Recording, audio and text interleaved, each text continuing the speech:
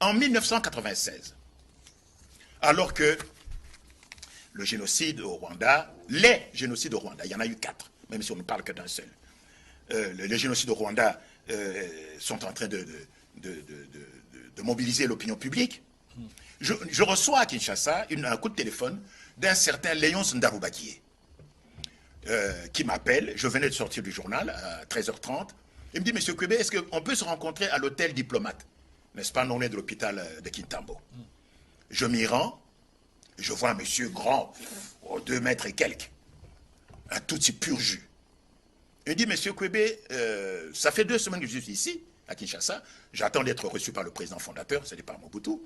Et je suis les informations.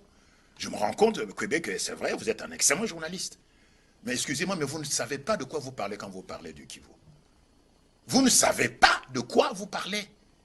Alors j'étais un peu, évidemment, humilié. Il dit, mais écoutez, parce que vous ne savez pas qui sont les Tutsis. Vous ne savez pas, moi je suis Tutsi, dit-il. Je peux remonter l'arbre généalogique de ma famille jusqu'au XVIIe siècle. Je sais qui était mon arrière-arrière-arrière-grand-père, jusqu'au XVIIe siècle. Eh bien, moi j'étais gouverneur de Muramvia, n'est-ce pas? C'était le bras droit de Ndadaye, le président qui a été assassiné. Oui, Melchior Ndadaye. J'étais son bras droit, gouverneur de Muramvia. Et moi, j'ai échappé à 5 attentats, n'est-ce pas? J'ai échappé à 5 attentats par mes frères Tutsi. Entre parenthèses, on en parlera. Fachi a échappé à 5 attentats ici, mais dont on ne parle pas.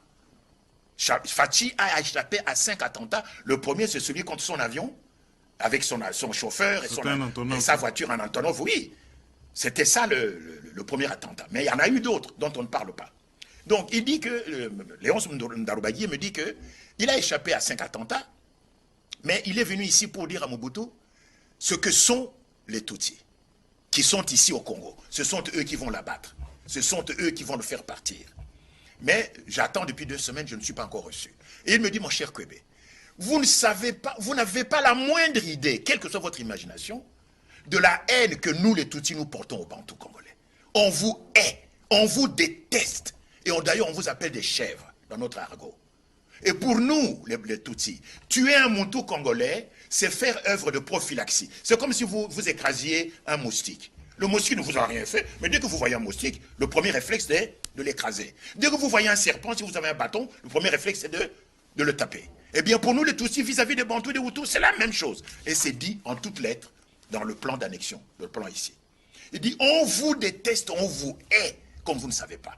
Et je vous signale que les Tutsis sont en train de préparer un coup contre Mobutu. Ils ont dû rire sous cap lorsque Félix Tshisekedi disait que Kagame est son frère. Exactement. Mais, écoutez, voilà ce qu'ils disent ici. Tout intellectuel, c'est le point 4 du plan, il y en a 18, il y a 18 points. Hein. Le point 4, je lis. Tout intellectuel Mututsi est tenu de se faire un ami dans tous les services de la République démocratique du Congo pour lui permettre de s'initier à la machinerie administrative de ce service en vue de se préparer au remplacement éventuel à la responsabilité de ce service. C'est le point 4 du plan. Ça vaut la peine de le lire, vous allez comprendre que en fait nous sommes totalement à côté de la plaque. Nous n'avons pas la moindre idée du péril majeur qui plane au-dessus de nos têtes, de l'épée de Damoclès qui est suspendue au-dessus de nous depuis le 6 août 1962. Et nous, qu'est-ce qu'on fait? On organise des élections. D'abord en 2006, en 2011, en 2018. Et il y a 24 candidats, ou 26, je ne sais plus, qui n'ont jamais lu ceci. Alors qu'il y a un péril majeur qui est au-dessus de nous et dont nous n'avons pas pris conscience. Et quand vous en parlez aux Congolais, ils disent, mais Kwebe, vous exagérez, Mboko Ekokufate, Nani Nzambe Azo Sala, Yahvé Azo Sala. Mais la Yougoslavie, qui parle maintenant de la Yougoslavie? Juste une petite anecdote. Je vais à Western Union, au guichet, pour envoyer de l'argent au pays. Devant moi se trouvent 2 jeunes blancs, 18-20 ans. À l'époque, il y a cela, on remplissait encore des formulaires. Hein. On leur remet un formulaire qu'ils remplissent pour envoyer de l'argent. Alors, l'employé de Western Union prend le formulaire et regarde. C'est une dame. Et elle leur demande, mais où envoyez-vous l'argent? Ils disent, mais c'est écrit là-bas, sur le formulaire, on envoie de l'argent en Yougoslavie. Et la dame leur répond, mais écoutez, mais messieurs, vous ne savez pas que la Yougoslavie n'existe plus. Moi, j'ai peur, mon cher Kerwin, que dans 5 ou 6 ans, ce ne sera plus une question de parler de la Yougoslavie qui n'existe plus, mais ce sera « Ah, mais vous ne savez plus que la République démocratique du Congo n'existe plus. Aujourd'hui, la Libye n'existe quasiment plus. C'est un pays qui est divisé en trois. La Tripolitaine, la Cyrénaïque et la région de Benghazi. Le Soudan, qui est voisin du Congo, divisé en deux, le Sud-Soudan, le Nord-Soudan, avant que la province du Darfour, qui est frontalière du Tchad, ne soit également séparée. Donc, il y a un péril majeur. Le plan de balkanisation du Congo, mon cher Kérouine, existe depuis 1972.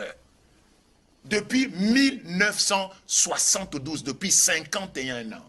Et plusieurs chancelleries d'ambassades dans le monde possèdent ce plan de balkanisation du Congo en vue de la création du Tutsi-land, c'est-à-dire de la création du foyer national Tutsi qui comprendrait l'ancien district du Tanganyika, n'est-ce pas, selon l'ancienne, n'est-ce pas, division administrative, le sud Kivu, le nord Kivu, une partie du Maniema, l'autre partie étant destinée à être annexée par l'Ouganda, n'est-ce pas? Voilà les frontières du Tutsi-land. Donc, le district du Tanganyika, le sud Kivu, le nord Kivu et une partie du Maniema.